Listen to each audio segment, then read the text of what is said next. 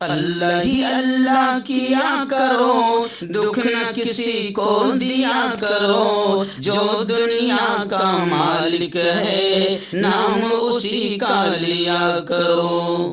السلام علیکم ورحمۃ اللہ وبرکاتہ۔ ناظرین، استقبال ہے، سواگت ہے آپ کا viral news live studio Jalgaon, Maharashtra, India میں۔ میں آپ کا میزبان مفتی محمد ہارون ندوی۔ آئیے ناظرین، آج پرائم نیوز میں بات کرتے ہیں کہ آخر سپر پاور کہا جانے والا امریکہ ایران سے جنگ میں پھنس گیا، بری طریقے سے پھنس گیا، اور اپنے ناجائز بچے اسرائیل کو بھی لے ڈوب رہا ہے۔ جی ہاں، پرائم نیوز میں آپ کو بتاؤں گا کہ ابھی حالات کیا چل رہے ہیں اور امریکہ کتنے خطرناک دور سے گزر رہا ہے۔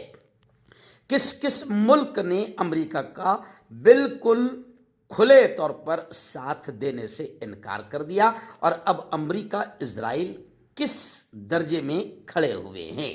جی ہاں، آپ جانتے ہیں کہ امریکہ اسرائیل اور ایران جنگ کا گزشتہ کل 19واں دن مکمل ہوا۔ اس موقع پر یقیناً ایران نے اپنے کئی لیڈرز، جن میں بڑے رہبر معظم آیت اللہ خامنئی کو کھو دیا، علی لاریجانی کی بھی شہادت ہو گئی ہے، لیکن ایران اب اتنا خطرناک موڑ پر آ گیا ہے کہ ایران نے اسرائیل اور امریکہ میں تباہی مچا دی ہے، اور صرف اسرائیل اور امریکہ میں نہیں، ایران نے ان ملکوں میں بھی تباہی مچا دی جو امریکہ کا ساتھ دے رہے تھے۔ آئیے پہلی بڑی چیز تو میں آپ کو بتا دوں کہ ایران کا خوف، ایران کا ڈر ایسا چھایا کہ ترکی بھی ڈر گیا، یعنی رجب طیب اردگان بھی ڈر گیا، اور ترکی نے امریکہ کے لڑاکا طیاروں کو اپنی زمین پر اترنے کی اجازت نہیں دی۔ امریکی لڑاکا طیاروں کو اترنے کی اجازت دینے سے ترکی نے بھی انکار کر دیا، یعنی ترکی نے بھی ہاتھ اٹھا لیا۔ وہیں پر فرانس کی بھی کچھ ایسی ہی خبریں آ رہی ہے، اور جناب اس سے خطرناک خبر اور یہ آ رہی ہے کہ ایران جنگ کے درمیان چائنا نے بھی ایک بڑا قدم اٹھایا، یعنی امریکہ کو بڑا خطرناک جھٹکا دیا۔ بتایا جا رہا ہے کہ آبنائے ہرمز، اسٹریٹ ہرمز کے حوالے سے ٹرمپ نے چائنا کو درخواست کی، لیکن چائنا نے امریکہ کی درخواست کو نظر انداز کر دیا، یعنی گویا کہ چائنا نے بھی ہاتھ اٹھا لیا۔ فرانس ہے، چائنا ہے، ترکی ہے، اور کچھ دیشوں نے بالکل اپنا موقف کلیئر طور سے واضح کر دیا کہ ہم امریکہ کو ساتھ نہیں دیں گے۔ جی ہاں، اور اب میں آپ کو بتا دوں کہ ایران نے کیا کیا، اور ایران نے ڈر کا ماحول ایسے بنا دیا جناب کہ ایران جنگ میں ایک اہم موڑ یہ بھی دیکھا جا رہا ہے کہ امریکی طیارہ بردار جہاز جنگ چھوڑ کر واپس لوٹ گیا۔